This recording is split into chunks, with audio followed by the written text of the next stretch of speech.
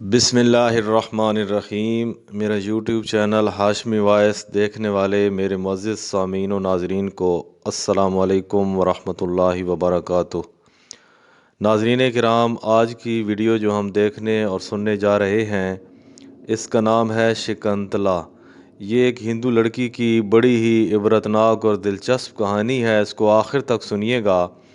पंडित लाला राम काशी के पंडितों का एक नहायत मशहूर घराना था। अतराफ़ हिंद के सैकड़ों यात्री हर वक्त इसके मेहमान खाने में भरे रहते थे। जायदाद भी अच्छी खासी थी। बिरादरी के लोग भी एतमाद की नज़र से देखते थे। कमोबेश सारे बनारस के लोग पंडित जी को जानते थे। शोहरत की बड़ी वजह यह थी कि हज़ार तमन्नाओं के बाद उधेड़ उम्र में उनके यहाँ एक बच्ची पैदा हुई। बच्ची क्या थी, जमालो ज़ेबाई की मूरत थी। माँ की ममता और बाप की शफ़क़त कहाँ नहीं होती। लेकिन इस घर का किस्सा बड़ा अजीब व गरीब हो गया था। सुबह उठकर जब तक माँ बाप अपनी बच्ची का मुंह नहीं देख लेते थे, किसी चीज़ को देखना हराम समझते थे। बच्ची ने जैसे ही शऊर की मंजिल में कदम रखा, इसकी तालीम व तरबियत के लिए कई कई अतालीक मुकर्रर कर दिए गए।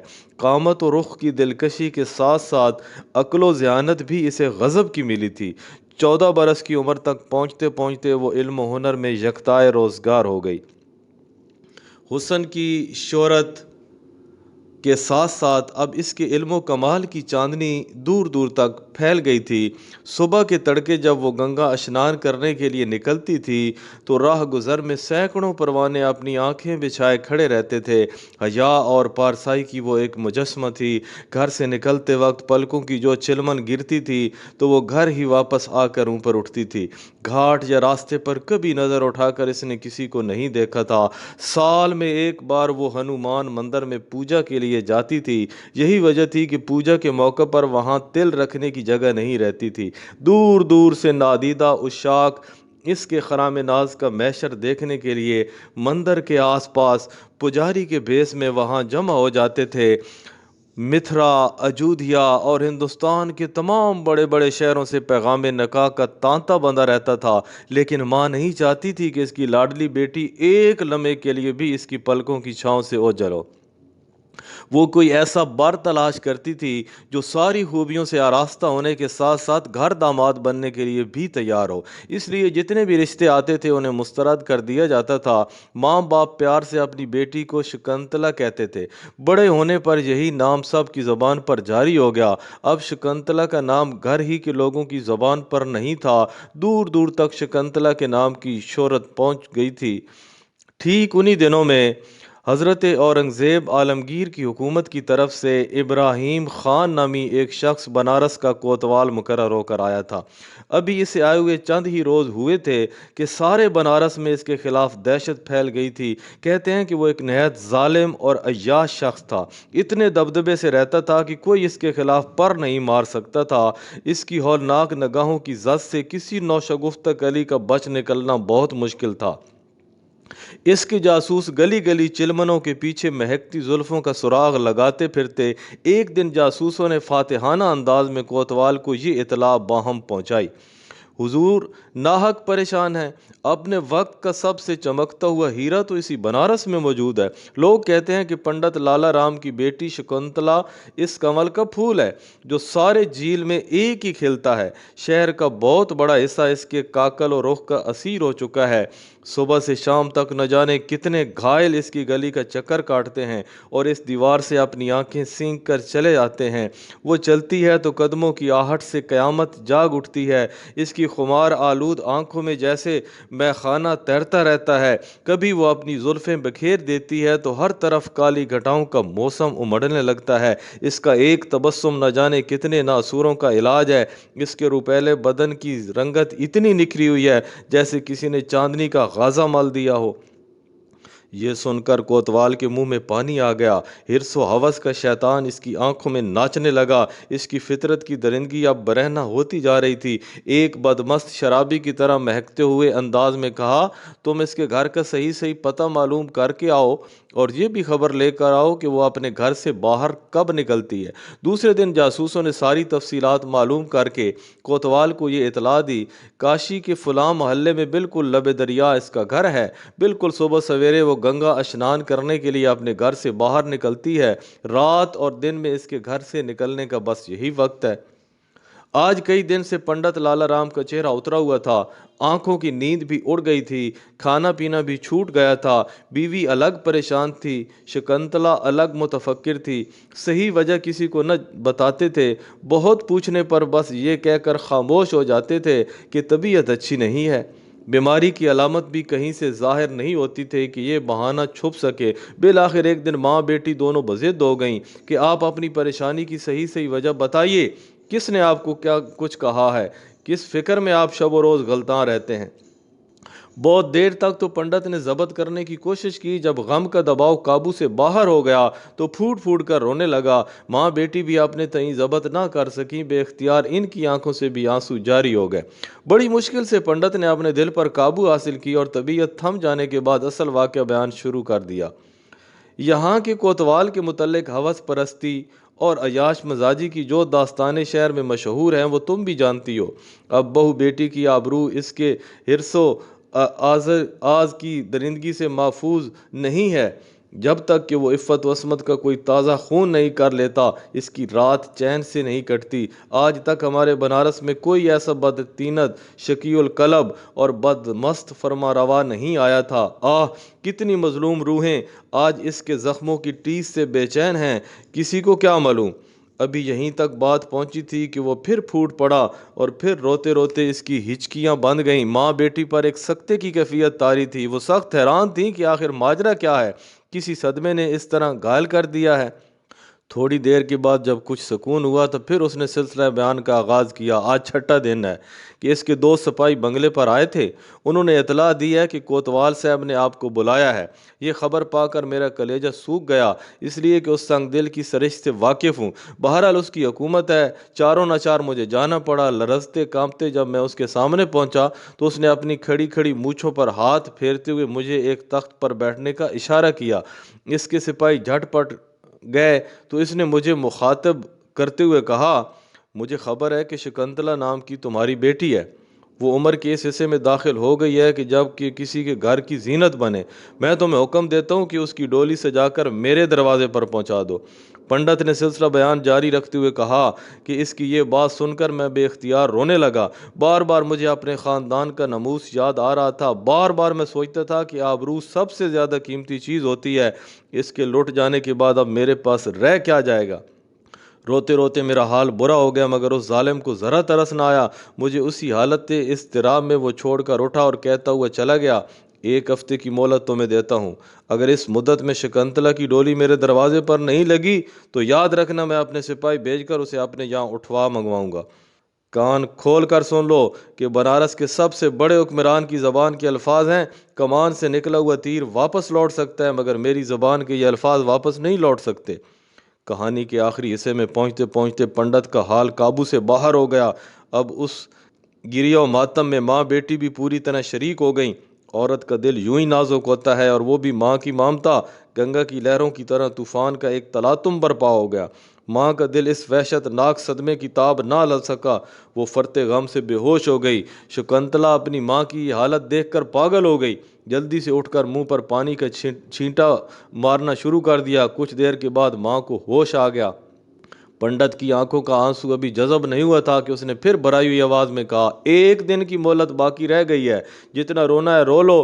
कल इसके सिपाही आकर हमारी बेटी शकुंतला को हमेशा के लिए हमसे छीन कर ले जाएंगे। आह, कल हमारे घर से शकुंतला की अर्थी उठेगी, हमारी आरजुओं का चमन ताराज हो जाएगा। क्यों ना हम कल सूरज तुलू होने से पहले गंगा की लहरों में डूब जाएं। ये कहते हुए आलम वहशत में उठकर भागना ही चाहता था कि शकुंतला इसके कदमों से लिपट गई। बापूजी, आशा ना तोड़ो, वक्त से पहले हमें यतीम ना बनाओ। भगवान की कृपा हो गई तो ये गिरा कट जाएगी, और मान लो अगर वही वक्त आ गया तो हम सब के सब एक ही साथ गंगा जी की चरणों में अपना शरण बनाएंगे। बेटी ने इसरार करके अपने बाप को खुदकुशी से रोक दिया। इसके बाद बिठाकर समझाने लगी, बापूजी आप इतना निराश ना हो, تدبیر کے ہتھیار سے تلوار کی دھاپ بھی بیکار ہو جاتی ہے۔ آپ کل صبح کو کوتوال کے پاس جائیے اور اس سے کہیے کہ شکنتلا کی ڈولی سجانے کے لیے ہمیں 1 مہینے کی مہلت دے دو۔ آخر بیٹی کو تن کے کپڑے پر ہم کیسے رخصت کر دیں؟ باپ ہونے کے رشتے سے آخر ہمارے بھی کچھ ارمان ہے، زیادہ نہ صحیح تو کچھ تو انتظام کرنا ہی ہوگا۔ باپ نے پوچھا، مان لو اس نے مہلت دے دی تو پھر 1 مہینے کے بعد کیا ہوگا؟ جو کام اس وقت ہمیں کرنا ہے وہ آج ہی کیوں نہ کر ڈالیں؟ بیٹی نے آنکھیں نیچے کیے ہوئے جواب دیا، 1 مہینے میں حالات بدل جائیں گے باپو جی، وہ شاخ ہی نہ رہے گی جس پر آشیانہ باندھنے کی نوبت آئے۔ بہتر ہے آپ ہم اس کی تفصیل نہ پوچھیے۔ دوسرے دن کوتوالی میں سپاہیوں کا دستہ تیار ہی کھڑا تھا کہ ہانپتے کانپتے پنڈت جی پہنچ گئے۔ کوتوال نے دیکھتے ہی دریافت کیا، شکنتلا کی ڈولی کہاں ہے؟ پنڈت نے رجتے ہوئے جواب دیا، حضور وہ تو آپ کے چرنوں میں آنے کے لیے بالکل تیار ہے، مگر ماں باپ اس کو تن کے کپڑوں پر کیسے رخصت کر دیں؟ کچھ تو اس کی ڈولی سجانے کے لیے ہمیں کرنا ہی چاہیے، اس لیے سرکار 1 مہینے کی مہلت ہمیں پرون کریں تاکہ ہم بھی اپنے دل کے ارمان نکالنے کا کچھ موقع مل سکے۔ یہ غیر متوقع جواب سن کر بڈھے کوتوال کا چہرہ کھل اٹھا۔ اس نے خوشی کے ترنگ میں جواب دیا، ضرور تمہیں 1 مہینے کی مہلت ملے گی، لیکن اس کے بعد ہمیں مدت میں کوئی توسیع نہیں ہو سکے گی، اس لیے جو تیاری کرنی ہے اس مدت میں کر لو، اور دیکھو اس سلسلے میں میری مدد کی بھی کوئی ضرورت ہو تو میں ہر طرح تیار ہوں۔ پنڈت یہ جواب سن کر خوشی خوشی گھر واپس لوٹا اور اپنی بیٹی کو سارا ماجرا کہہ سنایا۔ مہلت کی خبر سن کر شکنتلا کے دل میں امیدوں کے چراغ جل اٹھے۔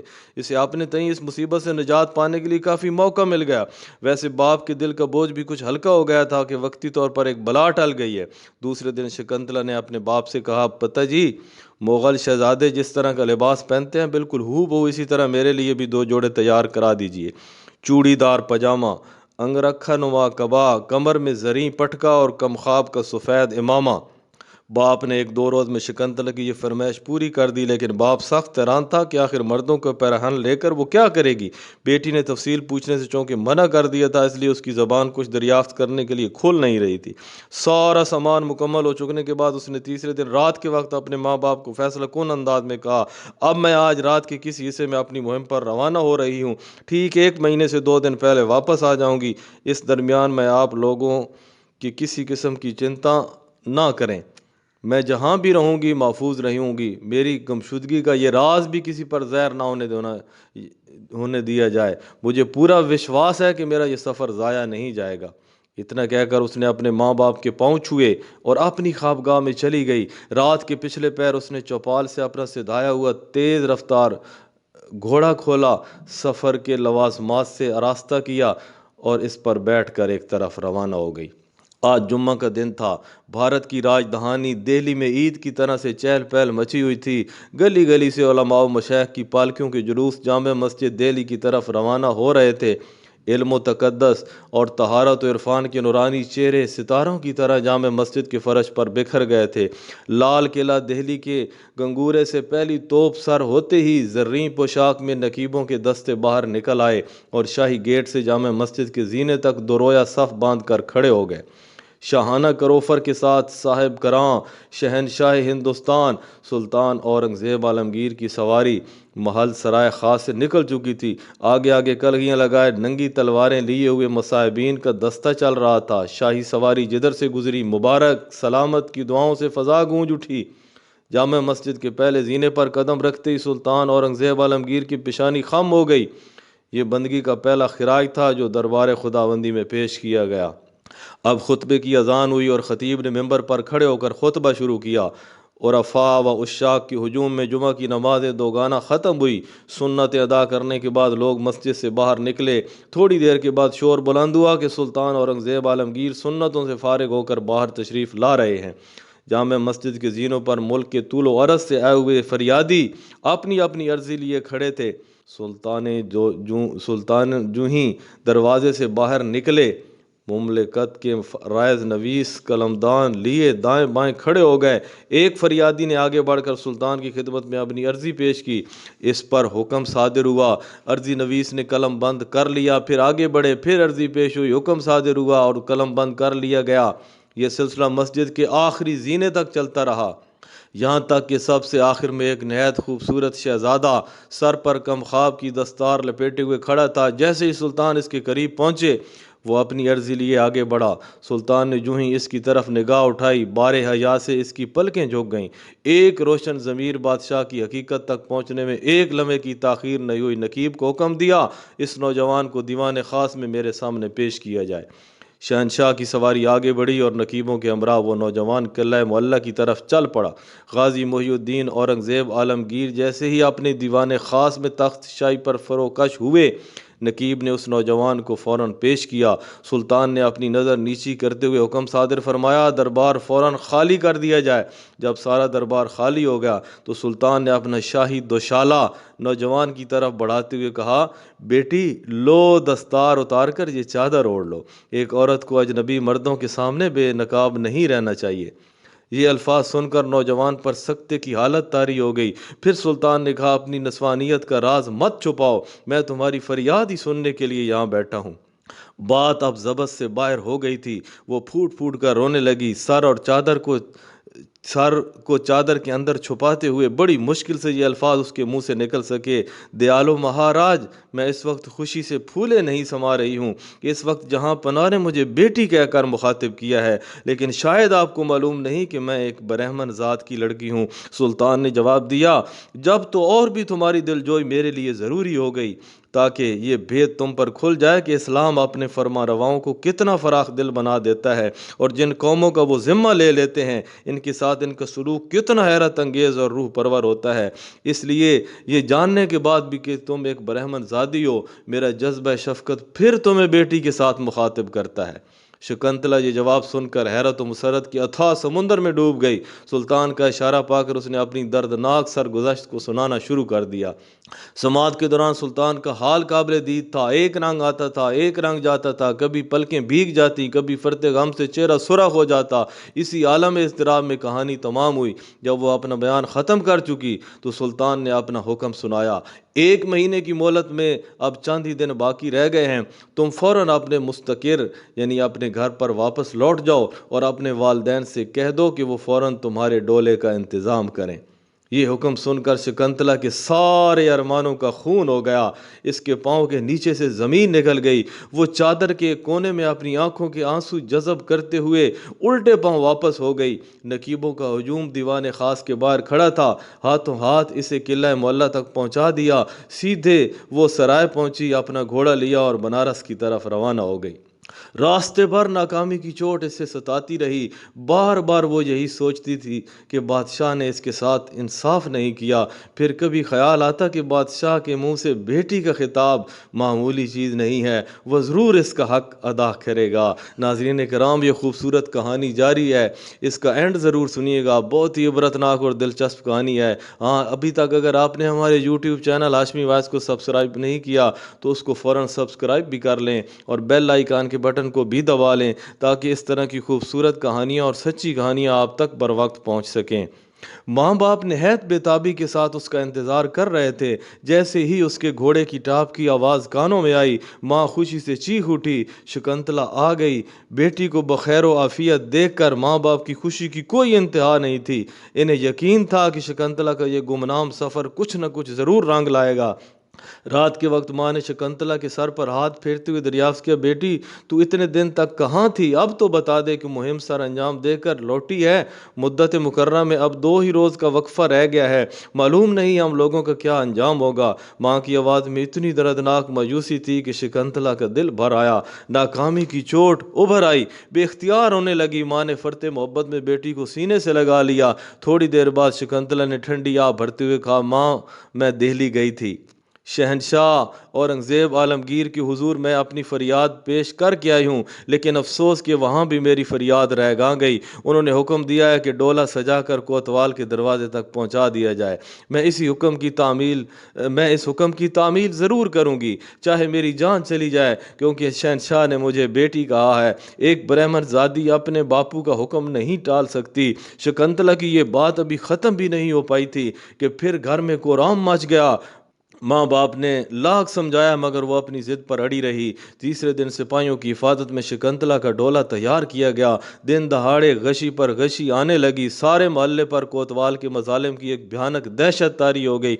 बूढ़ा कोतवाल आज खुशी से फूले नहीं समा रहा था। एक मलका हुसन आज इसके घर दुल्हन बनकर आ रही थी। बालों में खिसाब, आंखों में सुरमा लगाए, सर से पा तक छबीला बना हुआ था, जैसे बुढ़ापे में ऐद शबाब पलट कर आ गया हो। शकुंतला के डोले के इर्द गिर्द शहर के भिखारियों का हजूम इकट्ठा हो गया था और उन्हें पैसा लुटाए जा रहे थे। सौरी राह गुजर पर तमाशाइयों के ठठ लगे हुए थे, लेकिन कोतवाल के कहर के आगे कोई चू नहीं कर सकता था। अब शकुंतला का डोला कोतवाली के करीब पहुंच रहा था।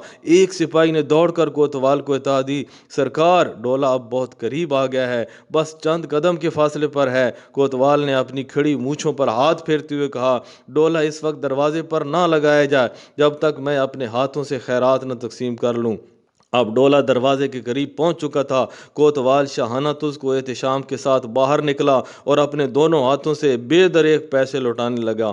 बनारस के भिखारियों में एक लूट मच गई। मुबारक सलामत के शोर में कोतवाल का हाकिमाना गुरूर अंगड़ाई लेकर जाग उठा। जैसे ही वो पैसे लौटाकर डोले की तरफ बढ़ना चाहता था कि एक बूढ़े फकीर ने इसके सामने हाथ फैलाते हुए कहा, सरकार का इकबाल सलामत, मुझे भी कुछ बख्शिश मिले। कोतवाल ने तेवर बदल कर जवाब दिया, जमीन पर ये गिरे हुए पैसे तुझे नजर नहीं आते, उठा ले, इन्हीं से तेरा दामन भर जाएगा।